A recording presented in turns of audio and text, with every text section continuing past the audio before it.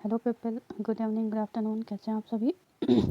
देखिए, आज मैं इंग्लिश फर्स्ट पेपर की सीरीज़ स्टार्ट करने वाली हूँ, जिसमें आपको फर्स्ट यूनिट में पढ़ना है वोकैबलरी। वोकैबलरी में आपको लीगल टर्म पढ़ना है, इडियोमेटिक एक्सप्रेशंस पढ़ना है, फॉरेन वर्ड्स एंड फ्रेजेस पढ़ना है, वन वर्ड सब्स्टिट्यूशन पढ़ना है, वर्ड्स ऑफन कंफ्यूज पढ़ना है। ठीक है, इन पर्टिकुलर टॉपिक के कंसेप्ट को समझना है। बाकी ये सारे टर्म आपके वोकैबलरी से रिलेटेड है, इसलिए आपको वोकैबलरी तो लर्न करनी होती है, बट इनके कंसेप्ट क्या है, इसके मीनिंग क्या है, वो इस पर्टिकुलर वीडियो में समझाने की कोशिश करी गई है। ठीक है, तो पहला जो टॉपिक है वो है आपका लीगल टर्म।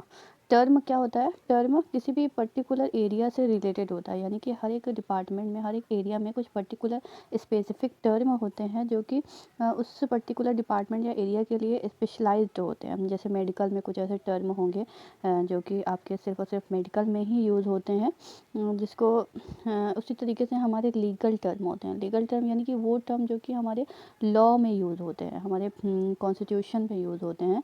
जनरली जो हमारे लॉयर होते हैं या जज होते हैं, वो सारे लीगल टर्मोलॉजी का ही यूज़ करते हैं। देखिए, लॉयर क्या होता है कि लॉयर आपका एक मिडिल टर्म है। ठीक है, एक आम इंसान होता है और एक जज होता है, तो ये आपका लॉयर है। ठीक है, तो लॉयर क्या करता है कि जो आम इंसान है उसकी जो बातें हैं वो पहुंचाता है जज तक। तो किस लैंग्वेज में? आम इंसान को लीगल टर्म नहीं पता होते कि कैसे पहुंचाना है जज तक, और जज को लीगल टर्मोलॉजी समझ में आती है। तो ये क्या करता है, जो आपका लॉयर होता है वो क्या करता है, एक तरीके से इंटरमीडिएरी का काम करता है जनरल पीपल या जज के बीच। ठीक है, तो इसके लिए हमें यानी कि एज ए लॉयर टर्मिनोलॉजी पढ़नी होती है, याद करनी होती है कि ऐसे कौन से टर्म है जो कि आपके लॉ में यूज़ होते हैं।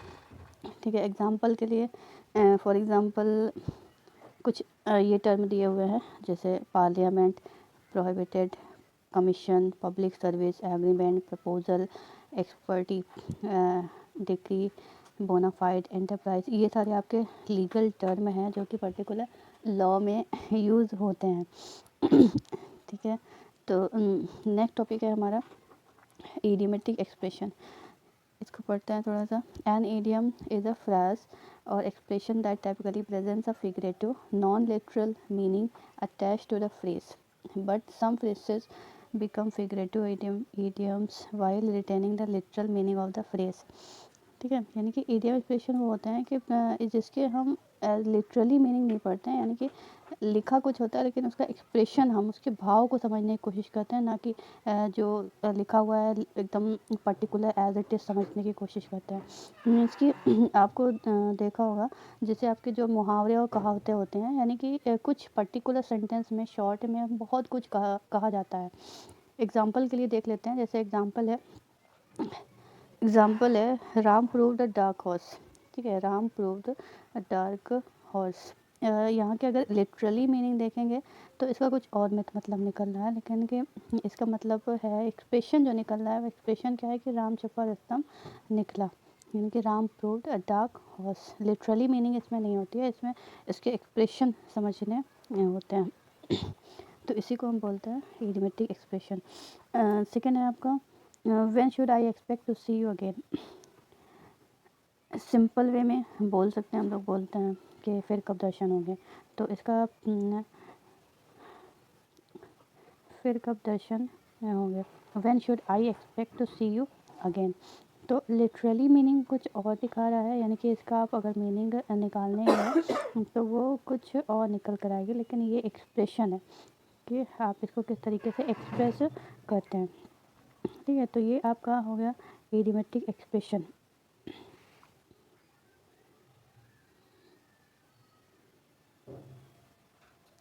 One minute.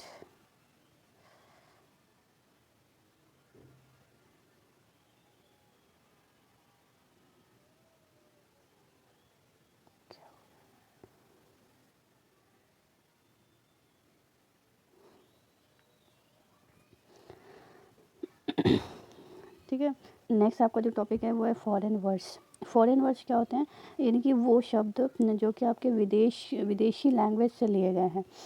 जैसे कि पढ़ते हैं a word of a foreign language. A word taken from another language, यानी कि वो वर्ड जो कि आपके दूसरी किसी लैंग्वेज से आए हुए हैं उनको हम बोलते हैं foreign words. A word adopted from another language, दूसरी लैंग्वेज से। जनरली हम लोगों के जनरली हमारे इंग्लिश में जो है वो लैटिन या ग्रीक वर्ड या फ्रेंच वर्ड ज़्यादा यूज़ किए जाते हैं, तो उसे हम फॉरेन वर्ड बोल सकते हैं, यानी कि वो वर्ड जो कि आपके फॉरेन लैंग्वेजेस से इंग्लिश में कन्वर्ट हुए हैं या इंग्लिश में आए हुए हैं, तो उसको हम बोलते हैं फॉरेन वर्ड्स।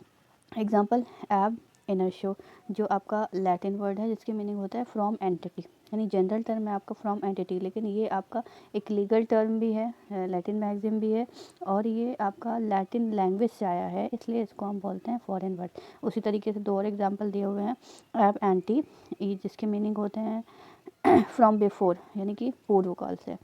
एब इनिशियो, ये भी लैटिन वर्ड है जिसकी मीनिंग है फ्रॉम द बिगनिंग, यानी कि आरंभ से। तो इस टाइप के कुछ ऐसे वर्ड जो होते हैं जो अलग अलग लैंग्वेजेस से हमारे यहाँ यूज़ किए जाते हैं, तो उनको हम बोलते हैं फॉरेन वर्ड्स, यानी कि विदेशी लैंग्वेज से लिए गए कुछ वर्ड हैं। उसी तरीके से दूसरा टॉपिक है आपका फॉरेन फ्रेसेस। सेम है, जैसे वर्ड फॉरेन वर्ड है उसी तरीके से फॉरेन फ्रेस है। फ्रेस क्या होता है, यानी कि कलेक्शन ऑफ वर्ड, यानी कि वर्ड्स का आपका जो कलेक्शन होता है उसको हम फ्रेज बोलते हैं, शब्दों के समूह को फ्रेज बोलते हैं। तो वहाँ पे किसी एक वर्ड की बात हो रही थी फॉरेन वर्ड में, यहाँ पर एक कलेक्शन ऑफ वर्ड की बात हो रही है। यानी कि अगर आप देखिएगा ये एग्जांपल में दिया हुआ है बोना बॉन वियोग, यानी कि दो दो वर्ड है, यानी कि दो फॉरेन वर्ड मिलने हैं, तो इसको हम बोल सकते हैं ये एक फ्रेज है। ठीक है, फॉरेन फ्रेज है क्योंकि ये फॉरेन लैंग्वेज से लिया गया है, जिसकी मीनिंग होता है हैव ए नाइस ट्रिप।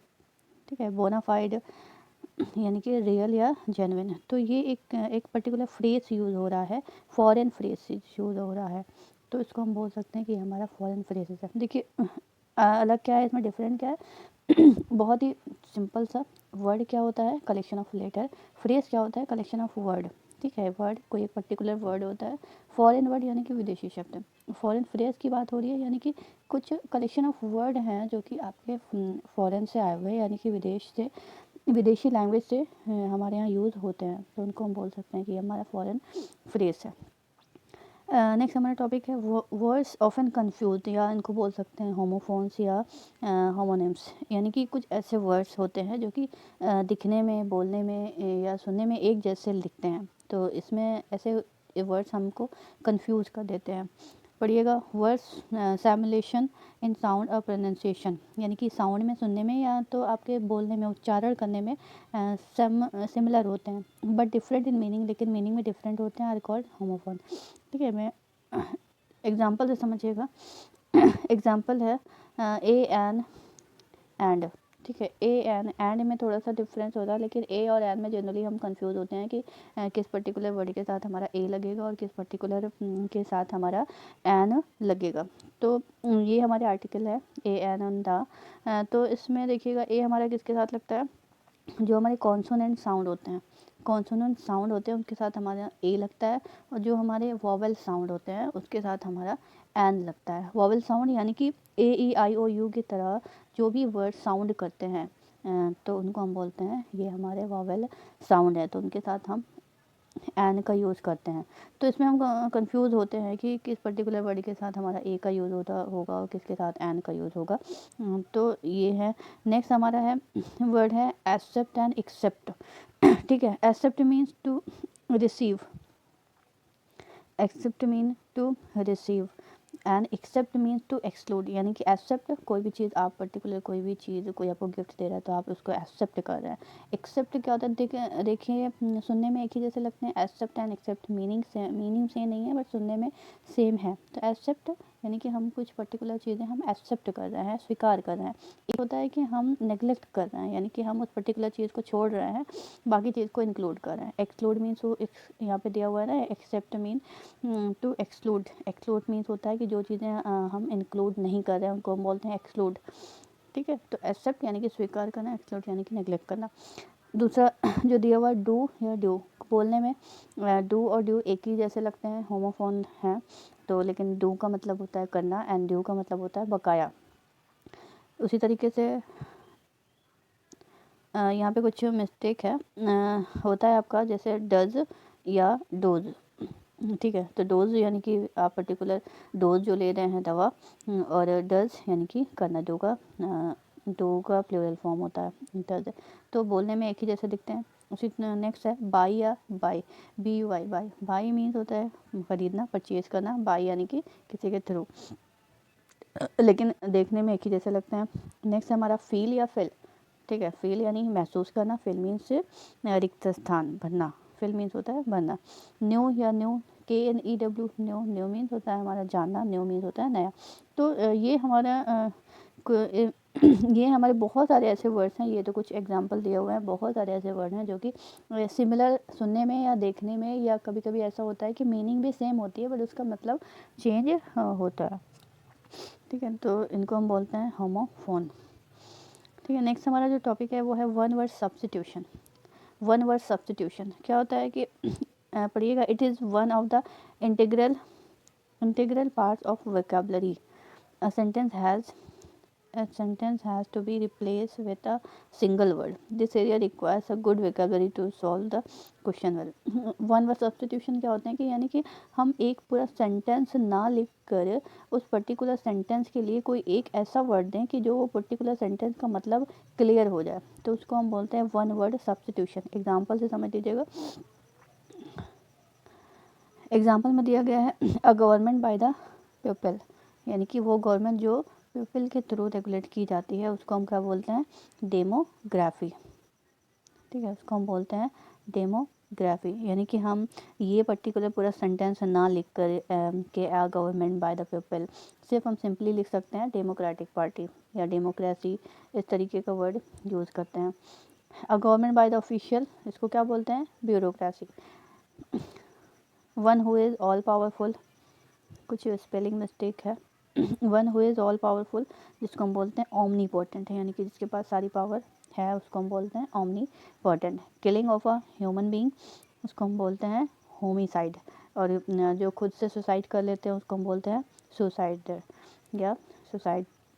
तो ये सारे सेंटेंस हैं जिनको हम रिप्लेस कर सकते हैं किसी पर्टिकुलर वर्ड के साथ, तो उनको हम बोलते हैं वन वर्ड सब्स्टिट्यूशन, यानी कि पूरे एक सेंटेंस का यूज़ ना करके हम पर्टिकुलर सिर्फ एक वर्ड का यूज़ करके अपने बातों को बोल सकते हैं। क्योंकि जनरली जो हमारा कम्युनिकेशन है, कम्युनिकेशन में जितने भी चीज़ें प्रेसाइज वे में होती हैं वो बहुत ज़्यादा इफेक्टिव लगती हैं, यानी कि कम शब्दों में आप बहुत ज़्यादा चीज़ों को एक्सप्लेन करना। तो ये जो वन वर्ड सब्स्टिट्यूशन है ये कम शब्दों में बहुत ज़्यादा हम एक्सप्लेन चीज़ें कर सकते हैं। ठीक है, तो आज हम लोगों ने जो कवर किया है एक बार फिर से रिवाइज कर लेते हैं। फर्स्ट है आपका लीगल टर्म। लीगल टर्म यानी कि वो टर्म, वो शब्द जो पर्टिकुलर किसी एक एरिया में यूज़ होते हैं उनको हम बोलते हैं टर्म। और लीगल टर्म यानी कि जो लीगल वे में यूज़ होता है, यानी कि जो हमारे कॉन्स्टिट्यूशन, हमारे लीगल एडवाइज़र वगैरह यूज़ करते हैं वो टर्म हमारा कहलाता है लीगल टर्म, जो स्पेशली हमारे कोर्ट या कॉन्स्टिट्यूशन वगैरह में यूज़ होती है लीगल टर्मोलॉजी। सेकंड है हमारा इडियोमेटिक एक्सप्रेशन, यानी कि इडियोमेटिक एक्सप्रेशन यानी कि वो एक्सप्रेशन है, वो मीनिंग जिससे लिटरली मीनिंग तो नहीं क्लियर होता है, उसकी लिटरली मीनिंग नहीं होता है, बल्कि कुछ उसके कुछ एक्सप्रेशन होते हैं जिसके थ्रू हम चीज़ों को समझते हैं। जैसे जो बोलते हैं मुहावरे एंड कहावतें, जो कम शब्दों में ज़्यादा चीज़ों को एक्सप्लेन करते हैं, जिनका कुछ भी लिटरली मीनिंग नहीं होता। थर्ड है हमारा फॉरेन वर्ड्स एंड प्रोसेस, यानी कि वो शब्द और फ्रेज जो कि हमारे फॉरेन से आए हुए या फॉरेन लैंग्वेज से यूज़ किए जाते हैं। वन वर्ड सब्स्टिट्यूशन यानी कि पर्टिकुलर पूरे सेंटेंस का कोई एक पर्टिकुलर वर्ड हम यूज़ कर सकते हैं बिना उसके सेंटेंस का यूज़ किए। फिफ्थ है वर्ड्स ऑफन कंफ्यूज, यानी कि कुछ इंग्लिश में कुछ ऐसे वर्ड्स होते हैं जो कि दिखने में, बोलने में एक जैसे दिखते हैं, जिनकी वजह से हमें जनरली कन्फ्यूज़न होती है, जिसको हम बोलते हैं होमोफोन। ठीक है, थैंक यू गाइज। अगर आप लोगों को ये वीडियो अच्छी लगी हो तो लाइक करिए, शेयर करिए, अपने दोस्तों में शेयर करके सब्सक्राइब भी कर दीजिएगा। Thank you.